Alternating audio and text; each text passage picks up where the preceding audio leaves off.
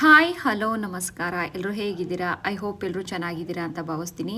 ದಿನ ಅಡುಗೆ ಮಾಡಿ ಮಾಡಿ ಬೇಜಾರಾಗಿರುವಂತಹ ಮಹಿಳೆಯರಿಗೆ ತುಂಬ ಸಿಂಪಲ್ಲಾಗಿ ಒಂದು ಸಾಂಬಾರ್ ರೆಸಿಪಿನ ನಾನು ನಿಮಗೆ ತೋರಿಸ್ಕೊಡ್ತೀನಿ. ಅದೇನಪ್ಪ ಅಂದರೆ ಹೆಸರು ಕಾಳು ಮಳಸಾರು. ಹುರಿದ ಹೆಸರು ಕಾಳು ಮಳಸಾರನ್ನು ಯಾವ ರೀತಿಯಾಗಿ ಮಾಡೋದು ಅನ್ನೋದನ್ನು ತೋರಿಸ್ಕೊಡ್ತೀನಿ. ಮೊದಲೇದಾಗಿ ನಾನಿಲ್ಲಿ ಒಂದು ಅರ್ಧ ಕಪ್ಪಷ್ಟು ಹೆಸರು ಕಾಳನ್ನು ತೊಗೊಂಡಿದ್ದೀನಿ. ಇದು ನಾಟಿ ಹೆಸರು ಕಾಳು. ಇವಾಗ ಹೈಬ್ರಿಡ್ ಹೆಸರು ಕಾಳು ಬರುತ್ತೆ, ಸೊ ನೀವು ಯಾವುದನ್ನಾದರೂ ತೊಗೋಬೋದು. ಸೊ ಈ ಒಂದು ಹೆಸರು ಕಾಳನ್ನು ಮೀಡಿಯಮ್ ಫ್ಲೇಮಲ್ಲಿ ಚೆನ್ನಾಗಿ ಹುರಿಬೇಕು. ಮೀಡಿಯಮ್ ಫ್ಲೇಮಲ್ಲಿ ಹುರಿದಾಗ ಮಾತ್ರ ಅದು ಚೆನ್ನಾಗಿ ರೋಸ್ಟ್ ಆಗುತ್ತೆ, ಇಲ್ಲ ಕೆಲವೊಂದು ಸರಿ ಸೀದೋಗ್ಬಿಡುತ್ತೆ. ಸೊ ಅದಕ್ಕೋಸ್ಕರ ಮೀಡಿಯಮ್ ಫ್ಲೇಮಲ್ಲಿ ನಾನು ಒಂದು ಅರ್ಧ ಬೌಲಷ್ಟು ಹೆಸರು ಕಾಳನ್ನು ತೊಗೊಂಡಿದ್ದೀನಿ. ನೋಡಿ, ಕೆಂಪಗೆ ಆಗ್ತಾ ಇದೆ ಅಂದಾಗ ಚಟಪಟ ಸೌಂಡ್ ಬರುತ್ತೆ. ಸೊ ಆ ಟೈಮಲ್ಲಿ ನಾವೇನು ಮಾಡಬೇಕು, ಹುರಿದಿದೆ ಅಂದ್ಕೊಂಡು ತೆಗೆದುಬಿಡಬೇಕು. ಗೊತ್ತಾಗ್ಬಿಡುತ್ತೆ. ಆಲ್ಮೋಸ್ಟ್ ಅಲ್ಲಿ ಎಲ್ಲ ಗೃಹಿಣಿಯರು ಅಡುಗೆ ಮಾಡಿ ಒಂದು ಎಕ್ಸ್ಪೀರಿಯೆನ್ಸ್ ಇದ್ದೇ ಇರುತ್ತೆ. ಸೊ ನಾನು ಮೀಡಿಯಮ್ ಫ್ಲೇಮಲ್ಲಿ ಈ ಒಂದು ಹೆಸರು ಕಾಳನ್ನು ಚೆನ್ನಾಗಿ ಹುರ್ಕೋತಿದ್ದೀನಿ.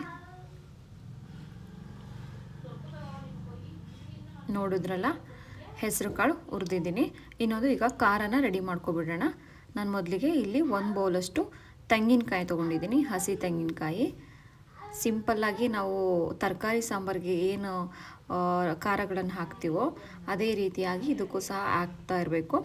ಸೊ 1 ಬೌಲಷ್ಟು ತೆಂಗಿನಕಾಯಿ ತುರಿ, 1 ಈರುಳ್ಳಿ, 1 ಟೊಮೊಟೊ, ಜೊತೆಗೆ 1 ಗೆಡ್ಡೆಯಷ್ಟು ಬೆಳ್ಳುಳ್ಳಿ ಮತ್ತು 1 ನಿಂಬೆಹಣ್ಣು ಗಾತ್ರದಷ್ಟು ಹಸಿ ಹುಣಸೆಹಣ್ಣು, ಜೊತೆಗೆ 2 ಟೇಬಲ್ ಸ್ಪೂನಷ್ಟು ಖಾರದ ಪುಡಿ, ಜೊತೆಗೆ ಮನೆಯಲ್ಲೇ ರೆಡಿ ಮಾಡಿಟ್ಟಿರುವಂತಹ 2 ಟೇಬಲ್ ಸ್ಪೂನು ಸಾಂಬಾರು ಪುಡಿಯನ್ನು ತೊಗೋಬೇಕು. ನೋಡ್ತಾ ಇದ್ದೀರಲ್ಲ, ಅದರ ಮೇಲೆ ಸ್ವಲ್ಪ ಕೊತ್ತಂಬರಿ ಸೊಪ್ಪು ತಗೊಂಡು ಸ್ವಲ್ಪ ನೀರನ್ನು ಬೆರೆಸಿ ಚೆನ್ನಾಗಿ ರುಬ್ಬಬೇಕು. ಇನ್ನೊಂದು ಕಡೆ ಒಗ್ಗರಣೆಗೆ ರೆಡಿ ಮಾಡ್ಕೊಬಿಡೋಣ. ನಾನಿಲ್ಲಿ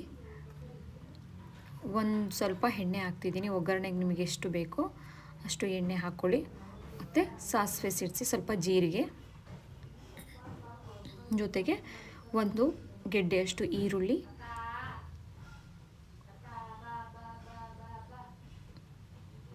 ಮತ್ತು 1 ಎಸಳು ಕರಿಬೇವು ಚೆನ್ನಾಗಿ ಮೀಡಿಯಮ್ ಫ್ಲೇಮಲ್ಲಿ ಫ್ರೈ ಮಾಡಬೇಕು. ಈರುಳ್ಳಿ ಹಸಿ ವಾಸನೆ ಹೋಗೋವರೆಗೂ ಚೆನ್ನಾಗಿ ಫ್ರೈ ಮಾಡ್ಕೋಬೇಕು.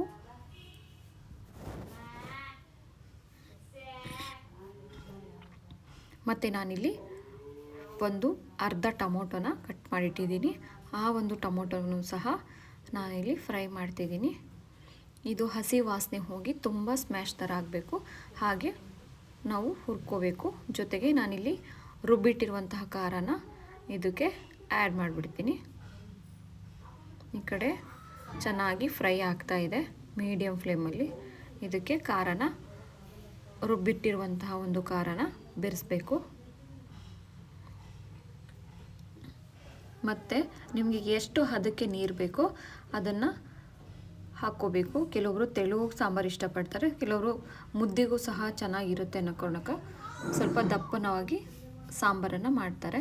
ಸೊ ನಮಗೆ ಎಷ್ಟು ಅಳತೆಯಲ್ಲಿ ನೀರು ಬೇಕೋ ಅಷ್ಟು ನೀರನ್ನು ನಾವು ಈ ಒಂದು ಸಾಂಬಾರಿಗೆ ಆ್ಯಡ್ ಮಾಡಬೇಕು. ನೋಡ್ತಾ ಇದ್ದೀರಲ್ಲ, ಸ್ವಲ್ಪ ಕುದಿ ಬರ್ತಾ ಇದೆ. ಈ ಸಂದರ್ಭದಲ್ಲಿ ನೀರನ್ನು ಚೆನ್ನಾಗಿ, ನಿಮ್ಗೆ ಎಷ್ಟು ನೀರು ಬೇಕೋ ಅಷ್ಟು ಹಾಕಬೇಕು. ಮತ್ತು ರುಚಿಗೆ ತಕ್ಕಷ್ಟು ಉಪ್ಪು. ಇದು ಚೆನ್ನಾಗಿ ಕುದಿಬೇಕು. ನೋಡ್ತಾ ಇದ್ದೀರಲ್ಲ, ಸಾಂಬಾರು ಈ ಹದಕ್ಕೆ, ನಾನು ಯಾವಾಗಲೂ ಯಾವುದೇ ಸಾಂಬಾರಾದ್ರೂ ಈ ಒಂದು ಹದಕ್ಕೆ ಸಾಂಬಾರನ್ನು ರೆಡಿ ಮಾಡ್ಕೋತೀನಿ. ಇನ್ ಕೇಸ್ ಮುದ್ದೆಗೂ ಸಹ ಇದು ಒಳ್ಳೆ ಕಾಂಬಿನೇಷನ್ನು. ಸೊ ಸಾಂಬಾರು ಕುದೀತಾ ಇದೆ ಅಂದಾಗ ಹುರಿದಿಟ್ಟಿರುವಂತಹ ಹೆಸರು ಕಾಳನ್ನು ಸ್ವಲ್ಪ ತೊಳೆದು ಅದನ್ನು ಇದಕ್ಕೆ ಆ್ಯಡ್ ಮಾಡಬೇಕು. ಈ ಹೆಸರು ಕಾಳು ಬೇಯಲೇಬೇಕು ಅಂತ ಏನಿಲ್ಲ, ಅದಕ್ಕೆ ಇದನ್ನು ಹುರಿದ ಹೆಸರು ಕಾಳು ಮಳಸಾರು ಅಂತ ಕರೀತಾರೆ. ನೋಡ್ತಾ ಇದ್ದೀರಲ್ಲ, ಫೈನಲಿ ಸಾಂಬಾರು ಚೆನ್ನಾಗಿ ಕುದ್ಬಿಟ್ರೆ ಮಳಸಾರು ರೆಡಿ ಆಗಿಬಿಡುತ್ತೆ.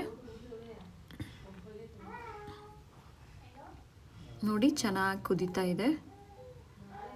ಕುದ್ದ ನಂತರ ಹೆಸರು ಕಾಳೆ ಮೇಲೆ ಬಂದುಬಿಡುತ್ತೆ. ಆವಾಗ ಗೊತ್ತಾಗ್ಬಿಡುತ್ತೆ ಸಾಂಬಾರು ಫೈನಲಿ ರೆಡಿಯಾಗಿರುತ್ತೆ ಅಂತ.